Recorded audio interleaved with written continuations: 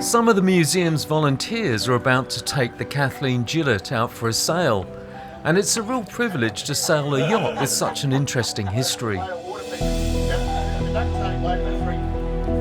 The Kathleen Gillett is one of the Australian National Maritime Museum's fleet of restored vessels, which are open to the public 7 days a week.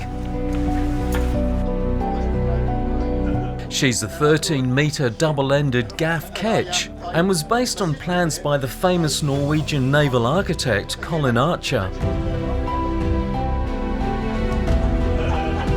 Built over 6 years at Gladesville in Sydney by Swedish shipwright Charles Larsen, who had many years' experience building square riggers.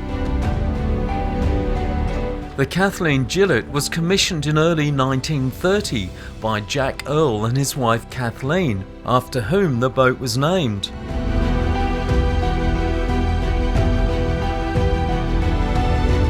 They dreamt of a romantic circumnavigation of the globe.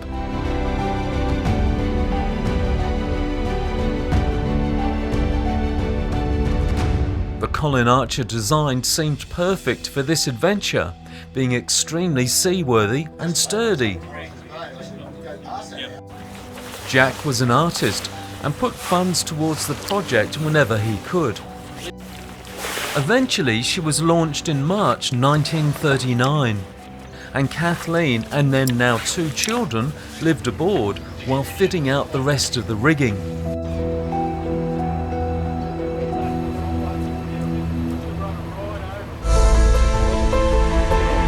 By 1947 the yacht was complete, and Jack and his family were ready for the adventure of a lifetime. Sailing around the world in a beautiful yacht. But the lack of funds and the outbreak of World War II put an end to that dream. We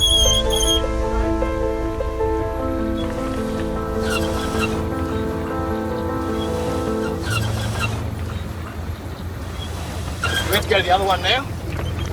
Yeah, is that right? Delay that. This one, the other side. that. Okay, that goes all the way down. Okay. So for the period of the war, the Kathleen Gillett was used as a patrol vessel along the New South Wales coast. Okay. Belay it and sweat it.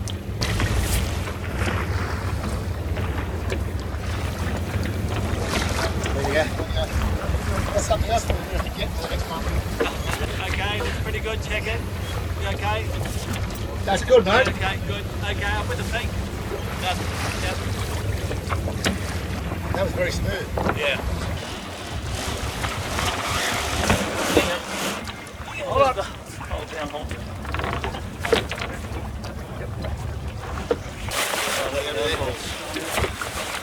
Hold on to your hands.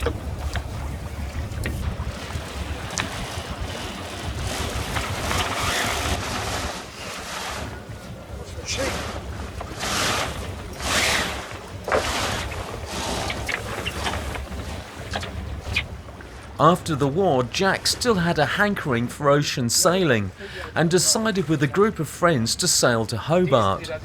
There were 9 yachts in all, and it was also agreed that rather than a cruise, it would be a race. The Kathleen Gillett finished 4th and 3rd on handicap. This would become the first Sydney Hobart yacht race that has been held annually since 1945.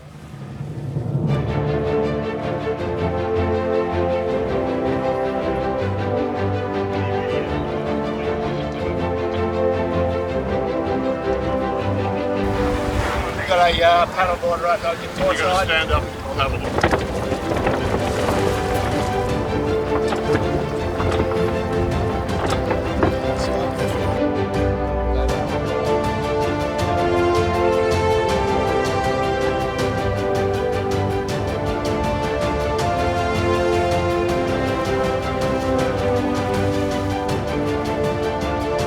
By mid-1947, with his eldest son now 14, it was no longer practical to sail around the world as a family. So instead, Jack and his 4 mates left for the 18-month voyage that would eventually cover 26,000 nautical miles.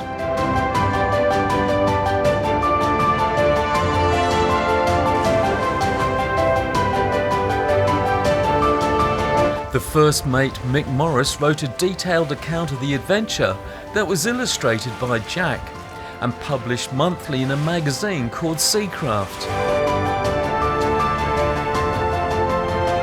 Jack also sold paintings at ports of call to pay for supplies on the voyage.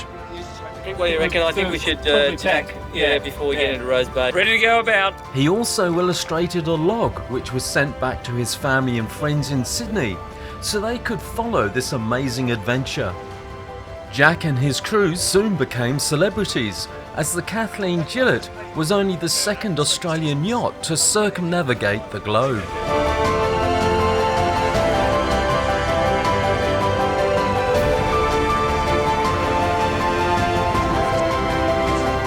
They eventually returned to Sydney on December 7th, 1948, having successfully achieved the voyage of a lifetime.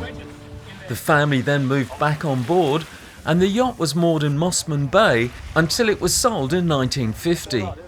For the next 30 or 40 years, the Kathleen Gillett was used as a trading vessel around various Pacific islands, until she was caught in Typhoon Pamela in 1976 and severely damaged. For the next 11 years, she languished in a Guam boatyard, awaiting funds for repairs by various different owners.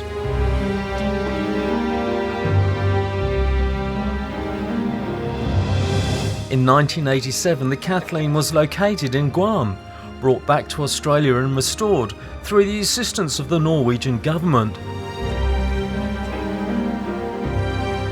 before being given as a bicentennial gift to the Australian people. An example of a beautiful timber yacht from the glorious days of sailing.